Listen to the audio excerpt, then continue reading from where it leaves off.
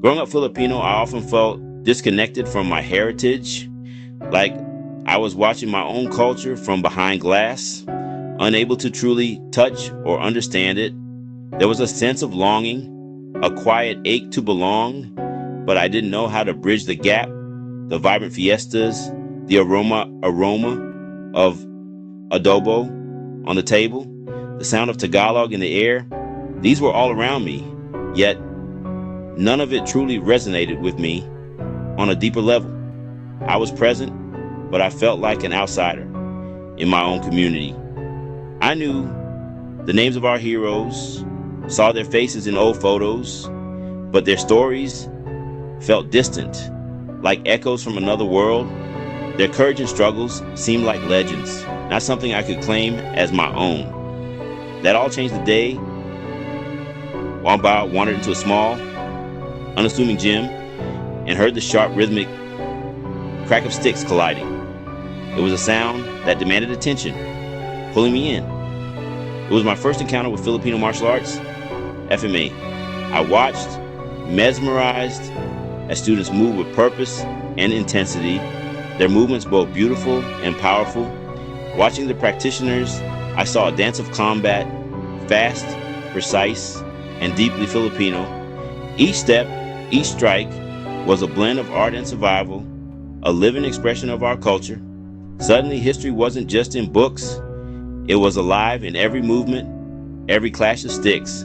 I could feel the stories of my ancestors pulsing through the room. Learning Arnis became my way of speaking the language of my ancestors, a language not of words, but of movement, discipline, and respect. Each strike and block told a story of survival and resilience, echoing the struggles and triumphs of those who came before me. My instructor explained, the bastion wasn't just a weapon, but a link to generations before me, a symbol of our people's strength and ingenuity. The weight of the staff, the rhythm of the drills, I felt my heritage in my hands, grounding me in a tradition that was both ancient and alive. FMA became my bridge to belonging, connecting me to my roots and to others who shared the same journey. Training sharpened my mind, strengthened my body, and most importantly, gave me a sense of home and identity I had always searched for. I was no longer a spectator. I was part of a living legacy, carrying forward the spirit of my ancestors with every movement. This was my inheritance, finally claimed a heritage I could feel, hold, and pass on. Filipino martial arts trace their roots to a time before colonization, when the islands of the Philippines were a tapestry of independent tribes and kingdoms. These arts were born out of necessity, not sport, forged in the fires of survival and constant threat, known as Kali, Eskrima, or Arnis. These martial traditions were essential for survival in a land marked by frequent tribal conflict and shifting alliances. Skills were passed down through generations, from parent to child, ensuring the clan's safety and unity.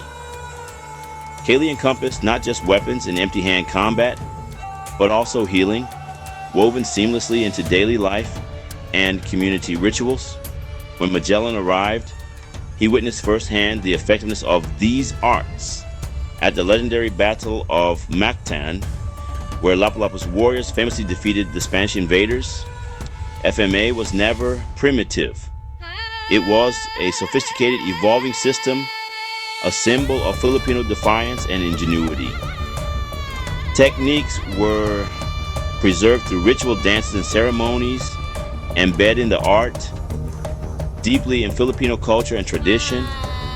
The warrior's path demanded discipline, courage, and honor, values that shaped not just fighters, but entire communities. FMA taught not just how to fight, but how to live with pride, respect, and a sense of responsibility to one's people.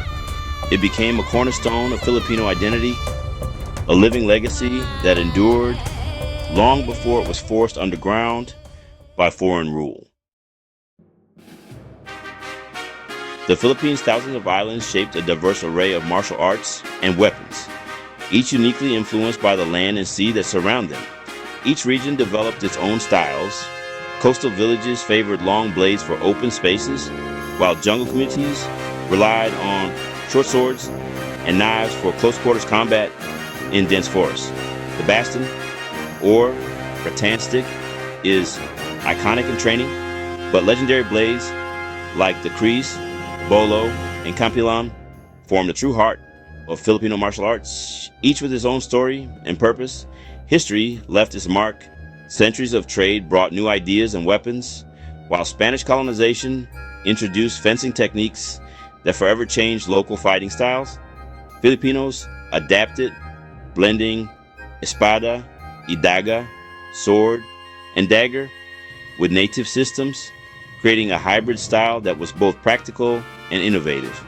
Regional styles flourished: Arnis in the north, Eskrima in the Visayas, and the blade-centric Kali in the south, each reflecting the unique challenges of their environment. This diversity is FMA's strength, offering answers for any combat situation, whether armed or unarmed, and allowing practitioners to adapt quickly. Masters became proficient with many weapons, each requiring unique skills, timing, and strategies to master. FMA's adaptability is a testament to Filipino ingenuity, turning everyday objects into tools of defense and survival. It's a living system shaped by geography and history and passed down through generations, continuing to evolve with each new practitioner. When the Spanish banned blades, Filipinos adapted, turning everyday objects into weapons. FMA's core is not the weapon, but the principles of movement and timing.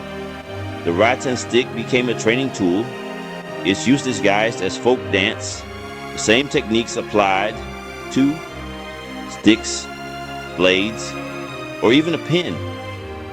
Anything, a handkerchief, a chair, a belt, could become a weapon in skilled hands. This mindset teaches you're never defenseless. Your greatest weapon is adaptability. FMA's resourcefulness makes it relevant today, far beyond the battlefield. It's an art for real-world self-defense, born from centuries of oppression. The ability to turn anything into a tool for survival is FMA's enduring gift. Spanish colonization tried to erase FMA, banning its practice and forcing it underground. Filipinos hid their art in plain sight, embedding techniques in folk dances and theatrical plays like Moro Moro. Dances became secret training. Mock battles were rehearsals for real combat. Masters taught only trusted students, preserving the art through secrecy and humility. FMA became streamlined, focused on what worked in life or death encounters. This guerrilla spirit made FMA adaptable and efficient. The art survival is a tribute to Filipino resilience and ingenuity. FMA exists today because its practitioners refuse to let their heritage die. The 20th century saw FMA's revival thanks to grandmasters who formalized and promoted their arts. Schools and organizations like WICAF standardized training and brought FMA into the spotlight. Tournaments fostered community and tested skills, uniting once fragmented systems. Filipino migration spread FMA worldwide. Small classes in parks grew into global schools. Influencers like Dan Inosanto introduced FMA to the West, inspiring martial artists everywhere. Today, FMA is practiced globally, taught for self-defense, sport, and cultural connection. The legacy of Lapu-Lapu and countless warriors lives on in every class. FMA is a living, evolving art, accessible to all. FMA's true power lies in the values it instills: respect, discipline, honor, and humility. Training begins with respect for instructors, partners, elders, and culture. Discipline is forged through relentless practice, building resilience and focus. Responsibility comes with skill, FMA is for defense, not aggression. Practitioners are taught to protect, not harm, guided by a code of honor. Humility is ever present. The vastness of FMA ensures there's always more to learn. Lifelong learning and openness are essential. These values transform fighters into better people. FMA is not just about combat, it's about character. The art's greatest treasures are the virtues it imparts. FMA's dynamic techniques have captivated Hollywood, appearing in films like the Bourne series and John Wick. This exposure sparked global interest, drawing new students to the art. FMA's influence is seen in blockbuster fight scenes and TV shows, showcasing its practicality and flair. Competitive tournaments like those by WCAF provide a modern arena for the warrior spirit. In 2009, Arnis was declared the Philippines' national martial art, cementing its place in the nation's identity. Schools now teach FMA to new generations, ensuring its survival. What was once hidden is now celebrated. National treasure and global phenomenon. FMA stands as a symbol of Filipino pride and resilience. FMA's story is one of survival, adaptation, and cultural pride. For those with Filipino roots, it's a journey of self-discovery and connection. But FMA welcomes everyone.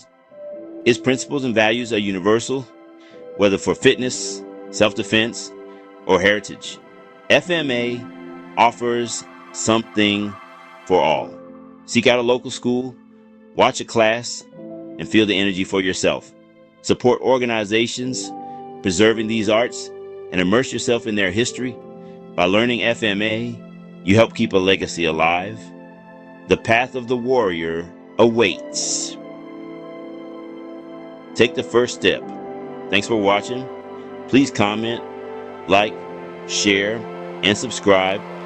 If you want to see more martial arts history, select the video on your screen, and I will see you there.